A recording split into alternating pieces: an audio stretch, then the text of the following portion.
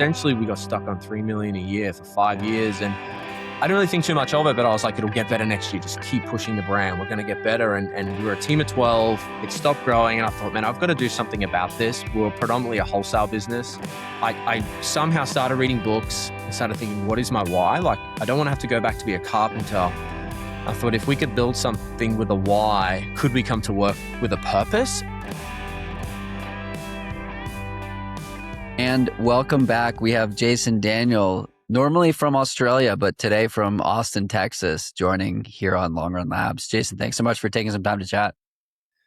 Thanks, Jonathan. I appreciate the time. It's really cool to be on and share the story and throw down. Awesome. Well, the first question is a bit of a doozy, and that question is, who is Jason? Okay. Who is Jason? Well, Jason is a father of three. He is an aspiring athlete, I suppose. I grew up wanting to be a professional motocross athlete. So my journey of how this brand came about has been a long journey of 20 plus years. But yeah, I think I'm a, father of three. I have a great wife, my wife, Ali. We met when we were 18. So we were very young, 20 plus years, just on 20 years ago. So it's been a journey and I love fitness. I'm obsessed with it. So that's me. And I'm obsessed with building a brand that has taken a very long time, which I suppose I can throw down the story if you want. Yeah, let's hear it. Yeah. Oh, okay. All right. Well, I'll try and do it as quick as possible because I can go on a little bit. So you just tell me if I'm talking too much. But yeah, it essentially the brand, it was 99. I was 13. I was riding BMX and I was actually riding with 18-year-old pro BMX riders. And one actually went off to win X Games 3 years in a row for BMX Dirt. And I was trying to jump this really big jump. Now I think it was big, but maybe it wasn't. I was 13 and I couldn't jump it. And I would say I was annoyed, but these guys were like, hey, you're a loose kid, because I was the youngest. They were 18 and, they called me the loose kid. And essentially that nickname kind of stuck for quite a few years. And then in 2002, I was 16. I was in grade 11 in school, and a few friends of mine said to me, you should turn this into a clothing brand, which I had no idea what a clothing brand meant. I didn't even know what an entrepreneur was. I had no idea about any of it. And I was like, okay. By then I'd actually got into motocross racing. So I got out of BMX and into motocross racing. I was obsessed with motocross and I really wanted to be an athlete. And for the next 5 years to 2007, I finished school. I completed high school in 2003. I did a couple of different jobs out of school, but I ended up a year later after school becoming a carpenter and building houses and working as a full-time apprentice, finishing my trade at the start of 2010. And at 2007 hits, and we decided to change the brand organically to LKI, so it's abbreviation, Loose Kid Industries, and said, I said, I want this to be my career. I think I can actually make this work, but I still need to have my job as an apprentice because that's how I need to tick that off. Took me 3 years. I was still racing motocross on weekends, showing up at the local motocross track, all over, traveling, taking a one-page catalog to a retailer, trying to sell the brand to a local sports or surf retailer, trying to sell some t-shirts. And in that kind of 3-year period, I suppose I was just going hard every morning before work, my lunch break, after lunch, after work, I was just working, training, racing on weekends. 2010, I went full-time. So I finished my apprenticeship and went full-time LKI. And for the next 8 years, we just did lots of different things. And when I say that, I mean, we made motocross gloves, motocross socks, we made life jackets for water sports, we made sportswear, we made streetwear. And I was just pushing us into every single channel, which really was doing too many things at once. And I kind of, like I said, I didn't go to university. I wanted to be an athlete. So I was obsessed with fitness. So I was kind of just learning on the job. You can almost say an on-the-job MBA. And I actually did a 3-day self-development course in 2015 called Landmark Forum. And I'm familiar with that. I've done it. So I know the framework. Yeah. So I took my wife and my mom there. We went. It was a full-on 3 days. We actually pay for our team now to do that course, which is super special. And that was kind of the start of me opening up to want to learn more. I wouldn't say I was really interested in learning or reading books. I kind of would say I thought I knew everything, where I definitely didn't. And March 2018, my wife we had our first Hendrix in March 2018, my wife, and that was kind of the eye-opener to go, okay, like I'm in the real world now. This brand that I've had for so long, and it'd been 11 years, LKI, had stopped growing for 5 years. And essentially we got stuck on 3 million a year for 5 years. And I didn't really think too much of it, but I was like, it'll get better next year. Just keep pushing the brand. We're going to get better. And we were a team of 12. It stopped growing. And I thought, man, I've got to do something about this. We were predominantly a wholesale business. And I thought, okay, well, I somehow started reading books and started thinking, what is my why? Like, I don't want to have to go back to be a carpenter.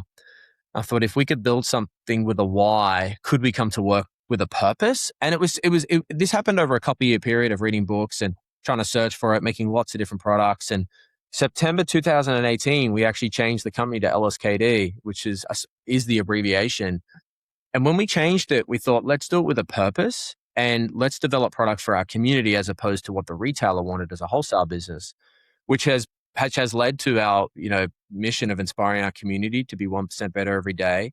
And then let's develop technical product, and, work and become a functional fitness brand with this edgy aesthetic. And that came about from training in a Fit Stop. I grew up with the founder of Fit Stop. They've got about 180 locations now. It's a functional fitness gym, and it was training and running. And I thought, wow, like I felt a part of something. And from when I'd finished racing motocross, and yeah, we changed and just said, let's really build organically. Let's do it with a why when we come to work every day, and let's enroll our team on books, because if we're learning, let's get them reading, and let's create something with a why instead of just trying to sell product. That is very important, but you need the purpose at the start. And then I did my first half marathon in 2019, and then went off to doing marathons after that, but as well. But yeah, to see it where it's gone from there to now, we have 31 stores in Australia and New Zealand. We're opening another 10 more this year. We're building in the US community. We have a team of over 700 now, which is quite surreal. I don't think we would be in the position we are today if I hadn't had those, I suppose 15 years of learning and mistakes and things like that. And we still make mistakes, don't get me wrong, but I was really grateful I got to learn through that journey and across all aspects of sports, athletes, product development. So yeah, that's some of the story. I love it. I love the establishing the why. I have a podcast for the long run that's all about exploring the why, and we talk about how if you want to run your first 5K, you want to run your first marathon, you want to fast marathon, 100 miles, whatever, you have to know why you're doing it. And knowing why you do it doesn't make it easier or give you a shortcut, but it makes the hard days a little more manageable, and it really establishes that purpose around like, why are we doing this, and we're showing up to work every day. Is it for a paycheck, or is it for a part of something bigger? And so at least on the running side in particular, I think it becomes critical if you have goals. And obviously on the business side, there are goals, and hitting them requires planning and showing up. And a friend said the other day, shout out to Phil, something to the effect of like, successful people are usually the people who just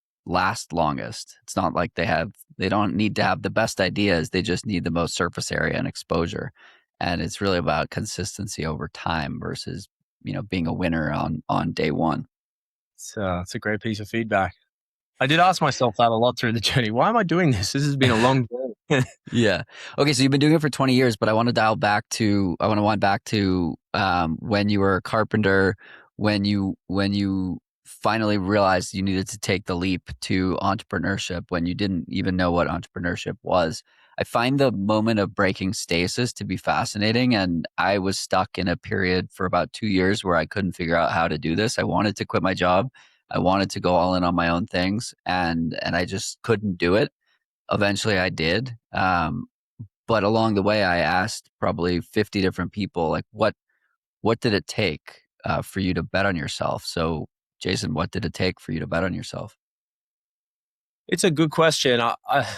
Looking back on 2007, I was still a teenager, and I think when I finished school in 2003, I actually did a lot of work as an electrician. So I would get with a school, they call it a school-based traineeship, and I would get a day off a week, and I would work as an electrician. And I thought I'm going to be an electrician when I finished school. And there's some funny stories about I actually forgot to go to my first day of work in January because I went to the pool swimming, and my boss got up me straight away because he's like, "Where are you?" And I'm like, "I'm just going to the pool training." He's like, "Mate, it's not school. Get to you." But I lasted 3 months as an electrician, and I didn't like it. And I thought, you know what, this isn't for me. And then from that, I ended up working for a family friend in a bricklaying yard, like managing a bricklaying yard, essentially filling up sandbags, organizing crane trucks to bricks and take around to job sites, which I was really getting to learn logistics. And as well. And I got a 1 day off a week to go riding. And that 1 day off a week I got to go riding, for motocross, it was a Tuesday. Over time, I realized I'm probably not going to become a pro athlete. Like I made it to state pro, but I'm not going to get paid for this. And I got to spend a lot of time with professional athletes that got paid to do it. And I was like, hey, this is not where I'm going. So I need to get a trade.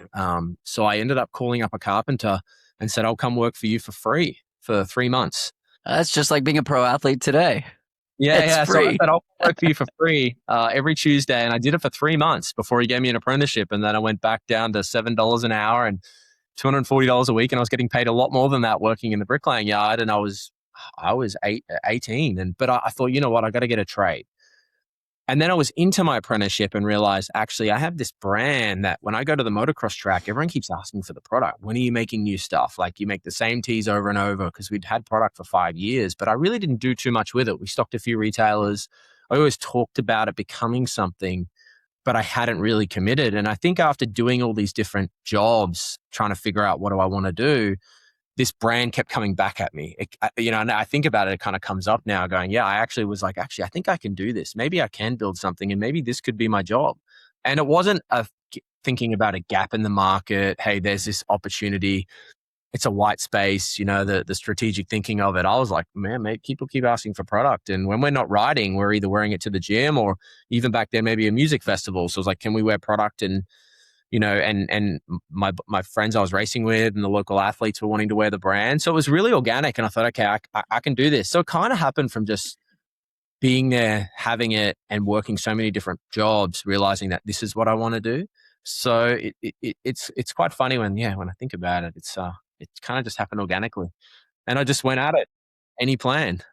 So there are two ways to build businesses or content or whatever, and one is to build for an opportunity and a specific person or group or market opportunity. You go through a SWOT analysis and you understand what are the opportunities and what are the strengths that you bring to it. The other is just create for yourself and create for the people around you. And much of like how I think about content creation and this podcast and my other podcasts, like I would have these conversations even if I weren't recording them. And for me, it's just like a personal curiosity. Like I specifically don't do much research because I really like I'm curious about you. I don't want to find, preconceived things on the internet versus like, I just want to learn about what makes people tick and then kind of learn from them. And so I find that the people who build for themselves, not selfishly, but like out of curiosity, the people who love it are love it even more than if you've like created something to capitalize on a market opportunity. Yeah, you're totally right there. I mean, when, I was obsessed with motocross and becoming an athlete, and you would show up to the track and there'd be 500 different athletes with all different age divisions. You became friends with everyone, and we had a little pop-up tent there selling t-shirts out of it. And essentially where our creator community value was happening back then and how we show up in the local fitness community. And, all the athletes are wanting product. And so for me, it was like, okay, well, I better make product for them and for me. And to be honest, in the early days of LK, like Loose Kid to LKI, I was actually quite embarrassed of it randomly, not embarrassed of the brand. It was like, oh, people like it. Wow. Like, are we doing a good job? What are we doing? Like, wouldn't say I had self-doubt, but everyone, I didn't, why could a kid imposter Logan, syndrome? Yeah, like why could a kid from Logan build a brand? There's these big brands out there already. And then you start reading all these stories. When I started reading books, I started to realize all these founder stories and how cool they are all started from nothing, and they were passionate about something. And I think the evolution of LKI to LSKD was definitely an evolution I personally went through, where I finished racing motocross. I was essentially looking for something. 2010, when I stopped racing, after I broke my wrist, and I thought, you know what, I'm not going to go back to it. I had a lot of friends get some pretty big injuries, and thought LKI is my career. Like, that's my athlete mindset. I was just training in the gym. I was just lifting, training in the gym. It wasn't until 2017 when I joined the functional fitness community gym where I really felt a part of it. And then I did a competition they hosted called Power Players, and was like, this is awesome. And I ended up finishing in the top 3 and was like, okay, what's next? There's nothing like this. Now there's the High Rocks movement, which I've done a few now and love it. But after that, I ended up doing a triathlon, then I did a half marathon. So it really was a part of almost the journey I had gone on of sports, feeling like I was missing being a part of something. And then I found it and thought, a lot of action sports athletes had really moved into fitness like this for training as well. So it kind of was an evolution that I was also involved in. I just turned 31. So I think I was in that right place learning, thinking, could we build a brand within this community? And it really still resonated with action sports. So it was, yeah, I would say it was a big part of my journey and, you know, not just building product, but finding purpose around that. I read a comment the other day when I finished High Rocks event. My partner and I, Jane, like our mixed doubles partner, we made it to Worlds, and which is quite cool that we qualified. Don't think I can go. I can't make it, but I read a comment about, oh, it's really cool. The founder and CEO is doing these events, living and breathing the brand, and I really made me think about it. Going, well, you know what? Like if I wasn't lucky enough to be the founder of this brand, would I still be doing this stuff? And I was like, yeah, I would. Like, I'm obsessed. I literally plan my days around, okay, what time can I train and what time do I need to be at the office and how does it work with the family? And, so I was like, actually, I would do this anyway because I actually just love being a part of it and love training and, setting goals. It's like, all right, I'm setting the next goal because it's the journey, not about the event itself. So, yeah, it was quite fascinating. I was looking back on it in the last few weeks thinking, yeah, that, I'd do it anyway because I love it. Yeah, it makes sense. It makes the day-to-day, for me, it gives structure and purpose around, I know I'm going to go for my 8 to 10 miles. And that's just what happens every single day. And it gives structure and stability in a world of chaos.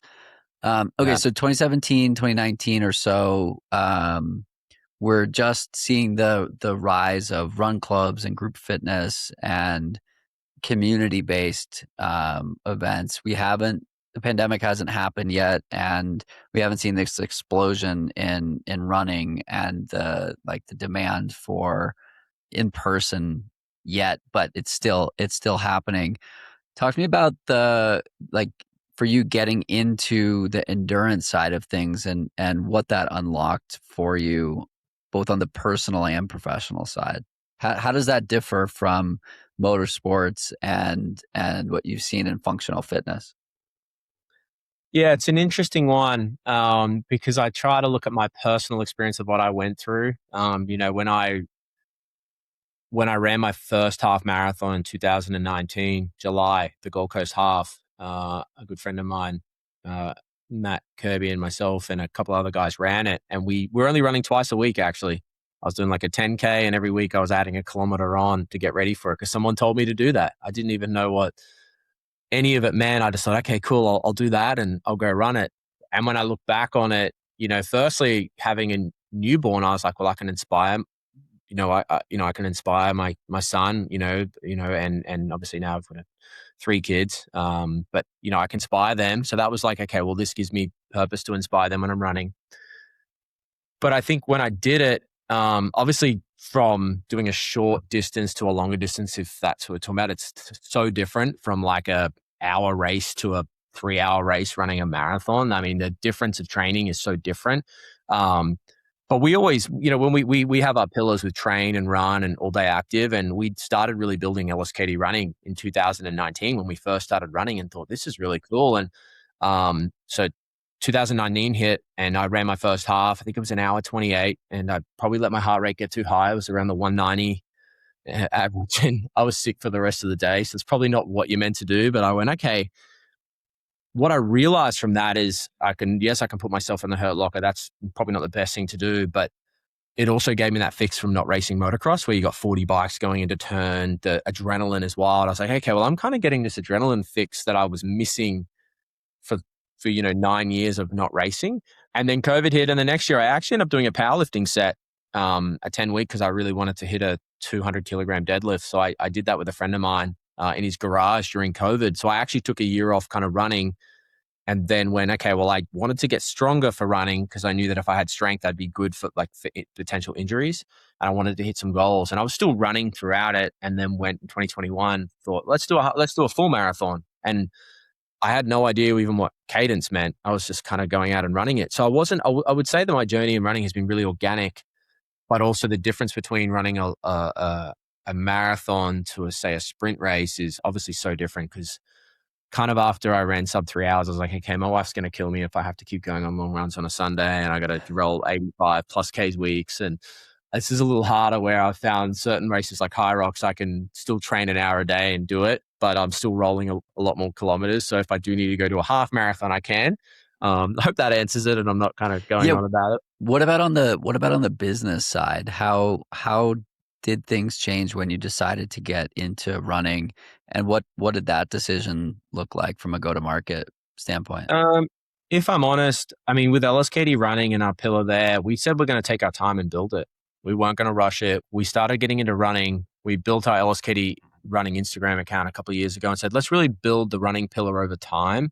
I just felt from learning from my history in action sports that you've got to build trust within the community. You can't just rush in and build into a community, from not only just signing athletes and, local athletes to run clubs to elite athletes, but you've got to build trust with the community. So from a business standpoint, it was very organic. We didn't say, okay, we're going to be the biggest thing in running. Let's go all in on running. It was like, actually, we love running. We can see the community is growing. There's this crossover that we're calling functional fitness.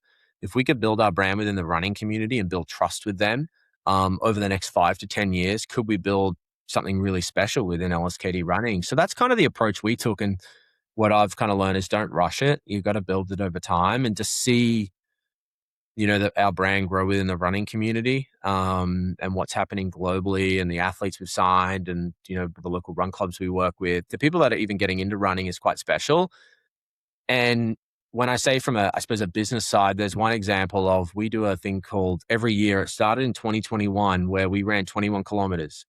So we did it as a few of us. We thought, let's run 21 kilometers on the 1st of January instead of drinking the night before, right? Like, let's go for a run. Right. We got to 2024 because we kept doing it every year and decided that why don't we make this something around LSKD? And this year we had 26 for 26. So it was 26 kilometers. We had meetups all over the world. Our meetup on the Gold Coast had over 500 community. We're splitting it now between like a 5 and a 10K and a 15. And then the marathon is the larger. And then we have this goal to build it to 2042, which is the goal to a marathon. So we're now preparing for, 27 for 27. So on the 1st of January, we run 27 kilometers. But if you're just getting into running, we'll do a 15K and then there'll be a 10K and a 5K just to help with, someone that's just getting into it. And that's been quite special because it just happened because we just ran it and thought this is special. Yeah. And every year we would plan and the group would get bigger and bigger. And we thought, actually, why don't we tie this around a marketing campaign around LSKD and really build it? So that's kind of how we've been building the brand of like the authenticity of just learning from our community and what they're going through and how we build it. And then we have another event called Chase the 5, which is a 5K race. And we actually do a team event there. And then we have an elite 5K race that pays prize money. And then we do a community event that I raced and it was team of 2 and you do 400 meter laps each to 5K. So it's a relay. So we have Chase the 5 and then we have our 27 for 27 coming up. Next year's 28 for 28. So we've kind of thought, how do we build our events that align to the communities to help get people into running, but also helps the elite athlete as well and ties it back. And then you've got product development at the same time of how we think of our product when we're running. From my personal journey has been, I was running in a pair of rep shorts. By the time I was racing a sub 3 hour marathon, essentially 4 years later, I was racing in tights. And I thought, okay, the runner's journey goes from running when they start, they're running in basketball shorts. Yeah, they're running in a product and then we can be the brand that helps inspire them to get into running. But we also will have that product once they get to that, okay, cool, I'm going for a PB. I actually might need to wear a pair of tights or an underliner so I can put my gels in, salt tablets, like maybe some Nurofen, depending on the race. It's just that preparation. So when we think of product, it's how do we help the athlete's journey as well from first starting to when they're potentially going for a fast PB. I love the activation and community engagement piece. I participated in an activation that Mount to Coast put on at the Boston Marathon. I'm writing a Substack on it, and it will come out before this episode is released, so I'll link to it. But the basic premise of the article was there's so much noise in marketing now, and so many of the activations can just be like one brand could swap out the logo and do the same activation. and it still makes sense. And so I effectively said something to the effect of like, what is the one thing that your brand can do that can't be replicated by another brand? And so you go to a major marathon these days and you can run a marathon's worth of shakeout runs on Friday and Saturday and Sunday, and everything is the same, and right, there's so much noise. And so what I love about the accountability of doing it on the first, like that's core to the DNA of your brand. I'm curious to know more about the decision around that specific activation or that specific activity, and how you think about, right, you're an apparel company, there are bajillion apparel companies out there competing for attention. How do you separate from everybody else? I mean, it's a great question because I've been a part of that as a brand with LKI and tried to watch what everyone was doing and kind of quickly do the same thing and think it was going to work. And we're not perfect, but I think for me it was, if we could stand for something and have purpose and go back to that and build that internally first with our mission of 1% better, and then how we built our core values as a team and make decisions off that. And I think, we wouldn't be where we are without our team. Like, they play such a big part in it. And, we have now a team of over 700. So it has, in 6 years, it's been quite wild to see it. But how do we help every team member's journey through, the audiobooks that we will read and listen to, how we create that common language, how we always go back to decisions from our mission or our values from create a community, enjoy the journey, move fast, break shit, 1% better. There's a better way to do it. Find it. Like, how do we make sure we always go back to those values?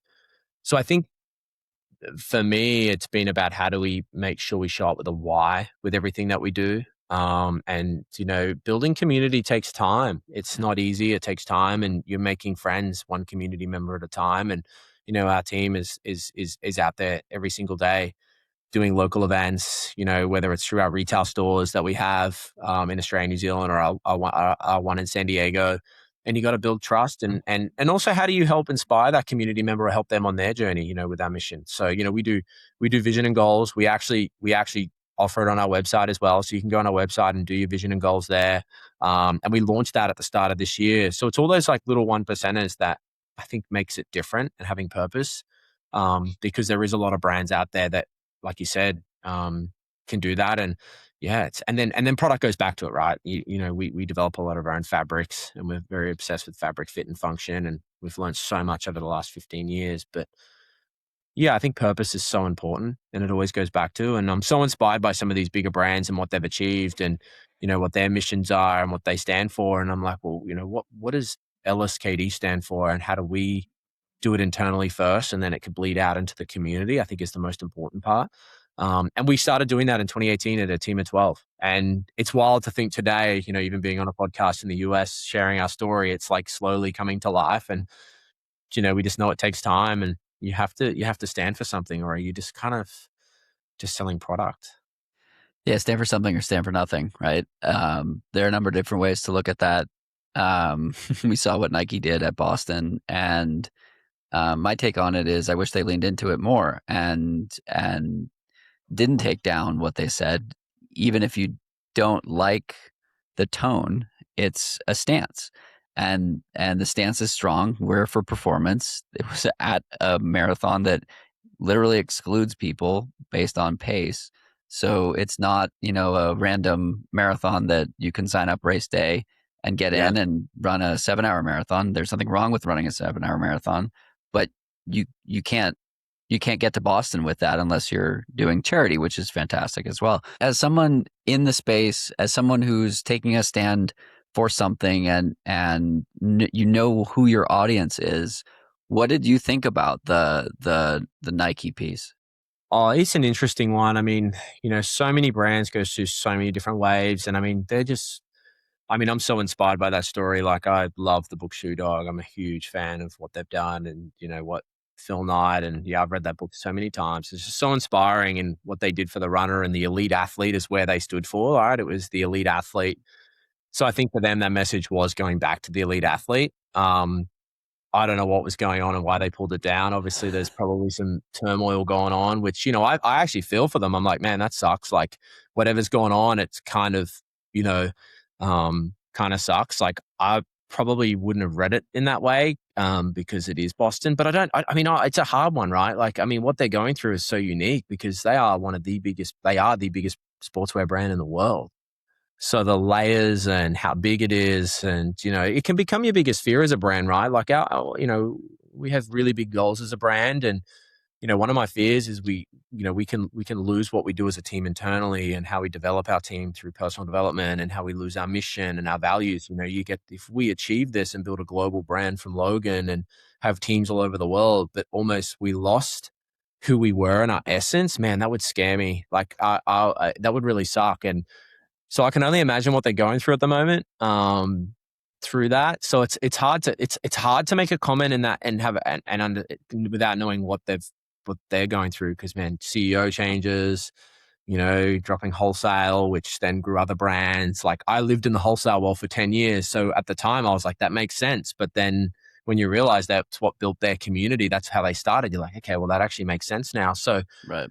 yeah, it's I almost feel for them because they're kind of on the rebound. And I race in Vaporflies, so I'm a big fan of their shoe, and I train in a lot of other brand shoes as well. And I do race in Vaporflies. I've gone from through their models of 2, 3, 4. So yeah, well, and they're the elite shoe. I know them to race in, funny enough, and I train in other a lot of other brands from Asics, and and I've been testing other Sauconys for High Rocks, and so I'm kind of I look up to what these brands do in footwear because that's not our space. So yeah, they've got a journey ahead of them. That's all I know.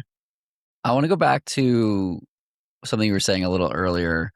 I've often had conversations with people about goals, business goals, and let's say you're doing $2 or $3 million a year, and it's a profitable enough business.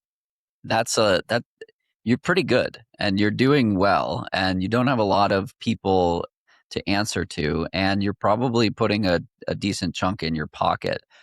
To me, I feel like you've already won at that stage, and people seem to want to push past that.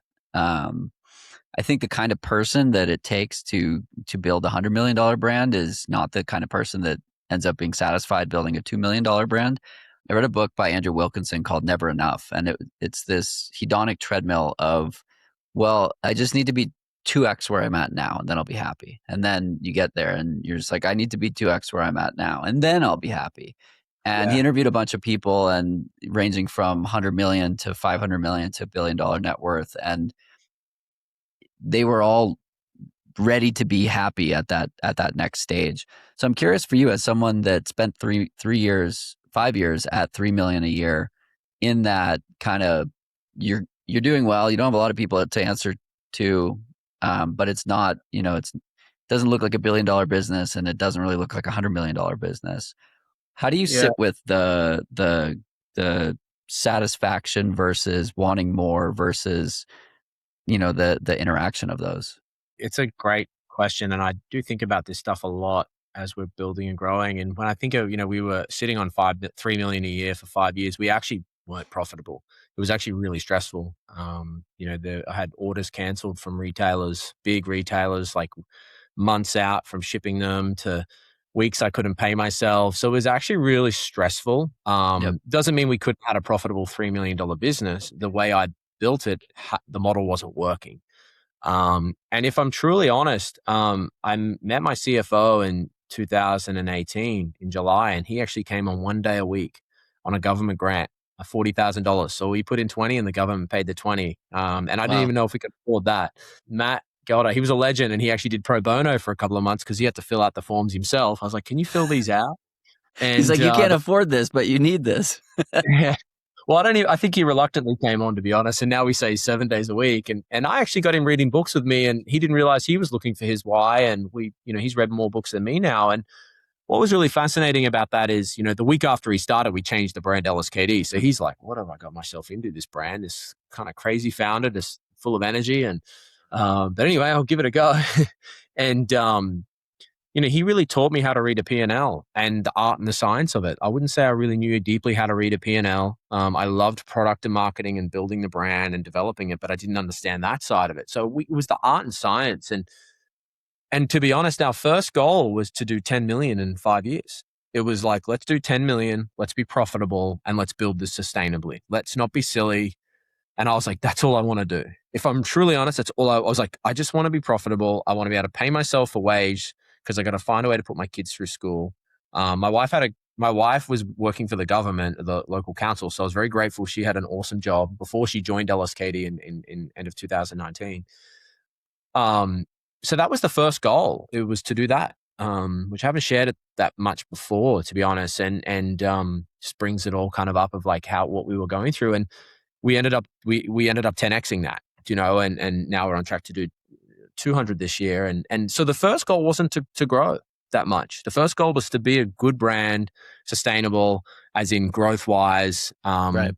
But I think what I've learned, and I talk about this in the team a lot, is like I've been in the game for so long as a teenager, from a teenager, I'm 39 now, and building a brand is really hard. It's really hard and it takes time, and this doesn't happen every day. Like I've seen it, I've struggled through it, and we're in this position that we have to be very grateful because we have something very special, with our mission and our values and how we founded and our product and what we're developing. My first trip to China was in 2011 in my early 20s. So I got to learn the importance of relationships, product development, so seeing where we're at today and the brand growing and the community resonated, and you can't take that for granted every single day. Yes, we have goals, and we think we can build something really special globally from Logan in Australia. But yeah, the initial thing wasn't to do that. It was actually just to be profitable and build a good Healthy. brand. Yeah. It went a lot quicker than that. But I think that was the irony of it, is it when you take a step back and try not to do that, you focus on building great product, you focus on your community, you focus on these things and go, let's just do this well. Whereas I think what you can tend to do is go, we need to grow, we got to hit this number. So everything is around growth. Or if you focus on the fundamentals of what built you in the first place, and back to basics of your product for the community, what you're doing with marketing, how you're building your why. Yes, you've got digital marketing, and you've from paid ads to all the other things you do and what you stand for within your community, but go back to the fundamentals of what got you started. I think that can be the most important part, and you could end up growing it a lot more than you realize. And then you've got to learn when you're recruiting the team it's about finding, for me, it was always about finding team members that wanted to come on and be a part of a why, as opposed to just finding a skill set. I think if you're looking for team members that have a skill set, that's important at certain sizes. But if you can develop your team and become a part of something bigger than yourself, I think that's really special. So yeah, I can see, because in the early days I really wanted to grow. I was like, why aren't we big enough? What are we doing wrong? We need to be 5 million, not 3 million. But I was doing it for all the wrong reasons. And then when I switched my approach, it kind of shifted. And then COVID hit, and we went e-commerce. We closed our wholesale business down, and then in 2022 we opened our new office in Logan, and we put a retail store in. And we were purely e-commerce, and we decided to put a retail store in our head office. We have a gym on the second level. We do community events there. We give our space to local gyms and put on workouts. And we started to see the store grow, and our community could touch and feel our fabrics and feel the quality, because you didn't get that online. And we thought, wow, maybe we need to go into retail and really learn that. So kind of that was the evolution of what got us into retail, because our quality was getting better and better. The fabric mills we were working with around the world, we were able to develop our own. So we thought, if we can get into retail, you get that feeling as well, and then you create those community spaces from there. So yeah, I hope that answers it. So that kind of answers. I was going to ask, like, how did you go from the 3 million to hundreds of millions? But really, just doing the thing. And I'm curious how influencers and athletes have played a role in the growth of the company, and how that's evolved over the years as well. Because now everybody's an influencer versus pre-pandemic. In 2019, we used to sponsor a lot of, 2018, we sponsored a lot of action sports athletes, and we kind of slowed that down and said, let's really get into functional fitness athletes. We didn't have a lot of money, so we had to, and for me in the early days, it was the same thing again. It was build great relationships. And I think, when I think about athletes, influencers, anyone that's influential within their community, for us, it values first. How do you make sure you have a values alignment? where we're looking for an athlete or, a key opinion leader. I think it's really around what we do is, making sure that value aligns to the brand and first and build a relationship with them. It's not just about rushing to say, hey, that person has a big following and they could help we build the Right. brand or even sell product for us. I think the first and foremost is building a relationship and understanding that, do they align and can we help each other out? Can we make it a win-win and help build their brand?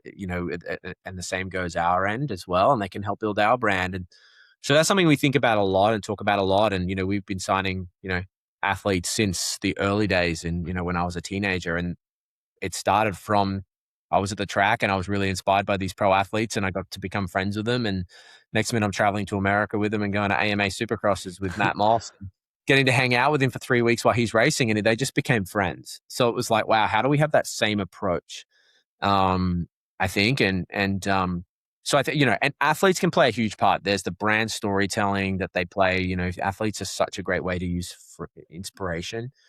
And then, yes, they can help you acquire a new community or grow product as well. But I think we've always lent into how do we build the brand as well and think long term.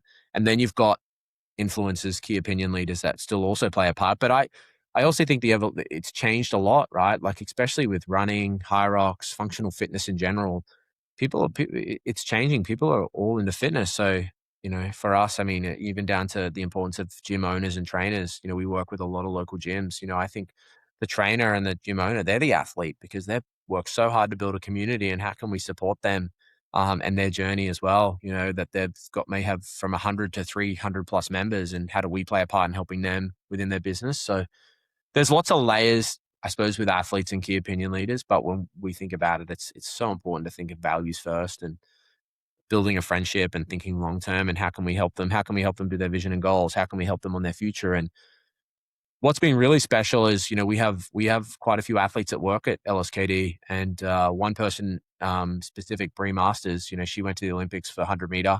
She was the first female to make the semifinal 100 meter since I think the year 2000. I'm not getting in trouble for saying that, but and she works in the team, 4 days a week. She's traveling for, as an athlete around the world, as an Olympian 100 meter, but also looked after PR and actually looks after running athletes as well. So she's helping other athletes, but she's also an elite athlete. And so she essentially she has a contract as an elite athlete and also works at LSKD as well. And I find that really special that, we can help an athlete, a professional athlete in their journey, potentially post being an athlete as well, and their career, and help them, give them purpose of wherever they want to go, whether it's at LSKD or somewhere else. We got to play that part. So I suppose that's one example as well as how we think about it, because having athletes work at LSKD, I think, is really special, and we get to learn a lot from them as well.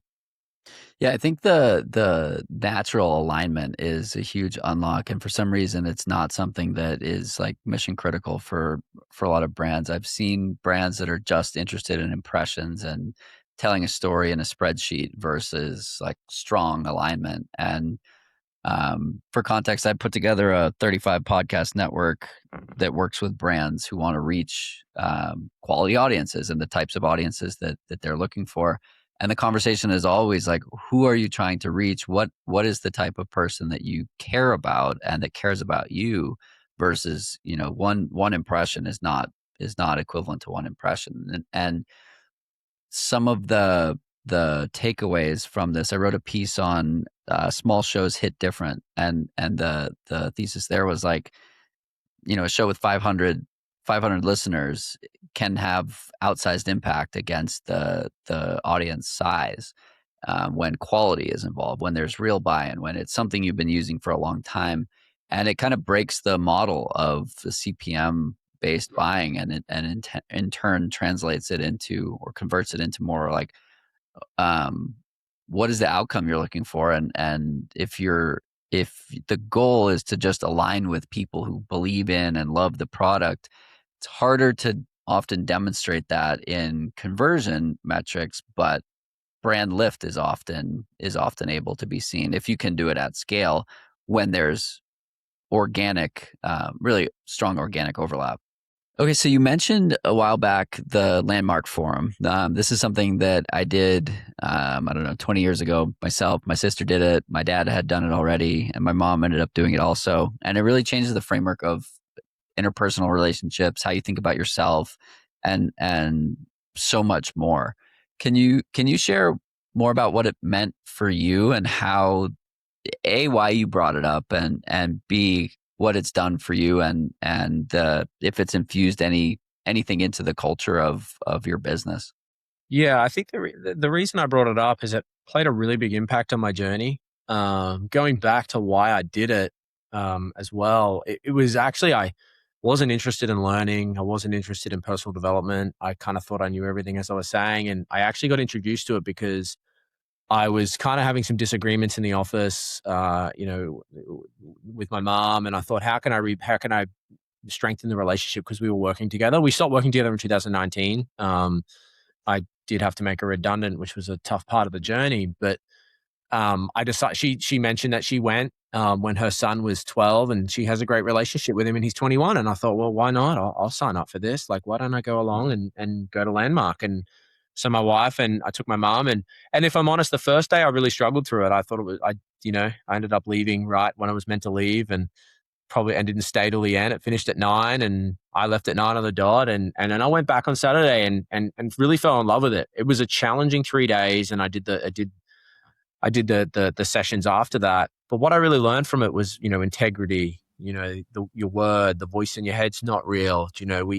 We can have so many limiting beliefs on our past, and our past can affect our present, which then can affect your future and how you let go of the past to be present. And it took me quite a few years after that to really kind of lean into that more and more. I would say that, building this brand, I had a lot of self-doubt, a lot of imposter syndrome. Why would a kid from Logan growing up be able to build a brand? Like, there's not many brands from Logan. There's some amazing brands, but, in our space, there hadn't been.